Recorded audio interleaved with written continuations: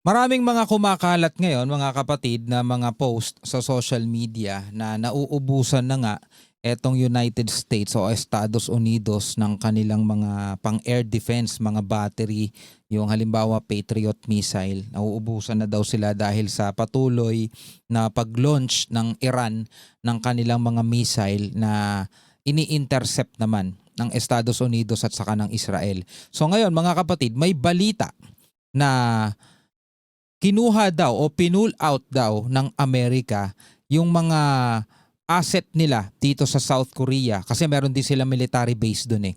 Yung mga Patriot missiles nila, yung mga taad nila, pinull out daw nila doon at nirelocate o nilagay dito sa Middle East para nga sa nangyayaring gera ngayon. So ano ang ibig sabihin nito mga kapatid? Totoo nga ba ang usap-usapan na kinakapos na itong Amerika kaya pati yung mga naka-deploy dito sa South Korea is ginagamit na nila ngayon, no? Pag-usapan natin 'to mga tol, samahan ninyo ako. I'm just a young nigga chillin' on it. First time I seen ice was a Alright, magandang araw sa inyong lahat mga kapatid. Disclaimer lang, tayo po ay manonood lamang ng balita. Hindi po tayo ang magbabalita. Ako ay magbibigay lamang ng reaksyon at komentaryo dito sa balitang panonoorin natin. Sabi rito sa report, the United States has reportedly begun relocating parts of its missile defense system from South Korea to the Middle East as the conflict with Iran intensifies. The move includes components of the Terminal High Altitude Area Defense o yung THAAD system that had been stationed on the Korean Peninsula. Ito ay nakalagay doon mga kapatid sa South Korea. Ngayon, pinull out ng Amerika para ilagay dito sa Middle East. Bakit nila kaya gagawin yun?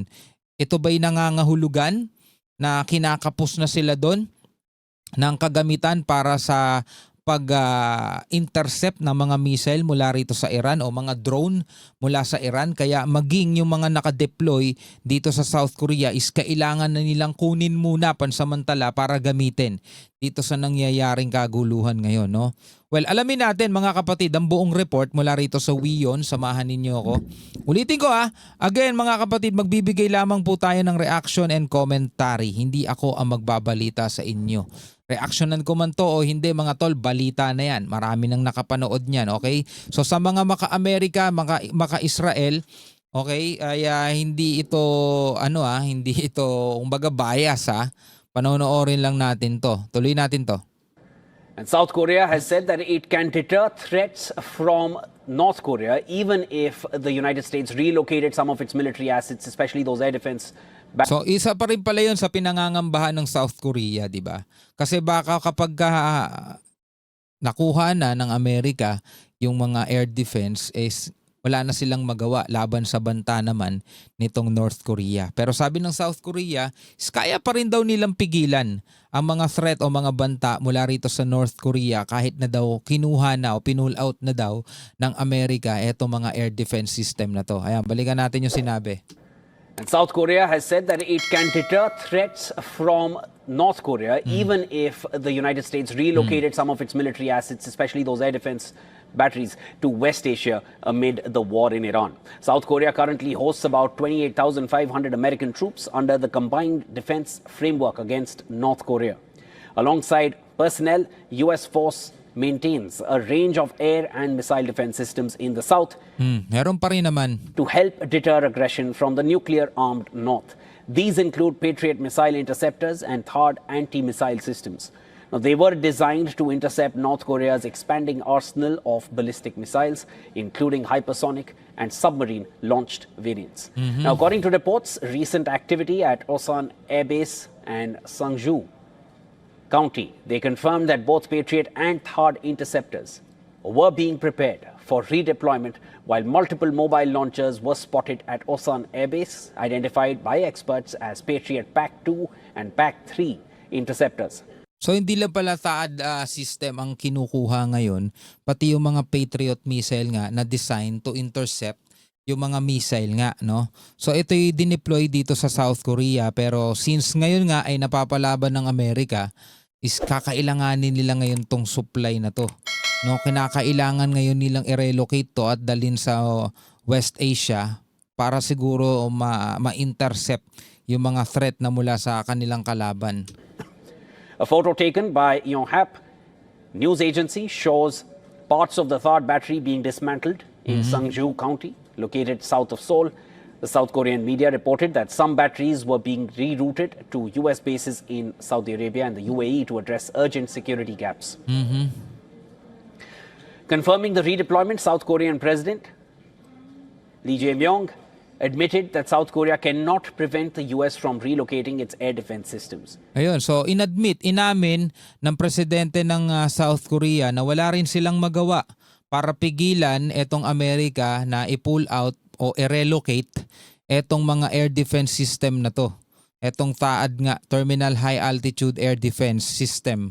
At saka yung iba pang mga Patriot missile nila. Wala rin silang nagawa, no? Admitted that South Korea cannot prevent the US from relocating its air defense systems. He emphasized that while they voiced disapproval, the US maintains ultimate control over its own military assets. Sabi nila kahit na hindi sila sang-ayon, kahit ayaw nila, disapprove sila, Amerika pa rin na may control doon. Kasi nga sa Amerika yan eh. Kumbaga dineploy lang yan dyan. Ngayon napapalaban ng Amerika, so kailangan nilang kunin ngayon yan. So anong ibig sabihin ulit nun? Totoo nga ba yung mga kumakalat na mga usap-usapan na kinakapos na itong Amerika? No? At ngayon nga, eto na, nagsisimula na silang kunin yung ibang mga asset nila na nakadeploy sa ibang lugar. Katulad nitong sa South Korea. Depending on how the situation develops, the US military may remove some air defense assets from South Korea based on its own operational needs. While we have expressed opposition to such a move, the reality is that we cannot fully enforce our position. Diba? Wala rin sila magagawa eh. Bagamat ayaw nila, hindi sila sang-ayon, pero hindi nila pwedeng pilitin kasi Amerika pa rin ang may control dun sa mga yun. 관철할 수 없는 것도 Halimbawa na lang dito sa Pilipinas, 'di ba? Kung sakasakaling kakailanganin na ng Amerika, mga tol, yung kanilang mga dineploy ditong missile, for example, yung Typhoon missile, kung sakasakaling kukunin nila 'yon, di wala rin naman tayong magagawa, 'di ba? Ayaw na ayaw ng China dun eh. Gusto na nga nilang alisin 'yun eh, 'di ba? Pero kung sakasakaling kakailanganin ng Amerika 'yon, kukunin nila 'yon. Pero ang pinakakailangan ngayon ng Amerika is hindi yung mga missile kasi meron naman silang mga eroplano, yun yung ginagamit nilang pang strike eh. Ang kailangan ngayon nila air defense. 'Di ba? Kasi bagamat na binobomba nila itong Iran, nakakapagpalipad pa rin, nakakapagpakawala pa rin ng Iran ng mga missile na bumabagsak doon sa mga target nila. At yun ang kailangan ni intercept ng Amerika at saka ng Israel. So parang doon sila kinakapos ngayon. Diba? Doon sa pag-offensiba, doon sa offense nila, offensive action nila, meron sila, marami sila eh. Pero doon sa defense, parang doon sa ata sila kinakapos. Tuloy natin. 그로 인해서 If you ask whether this seriously undermines our deterrent strategy towards North Korea, I can say that it does not. 그러느냐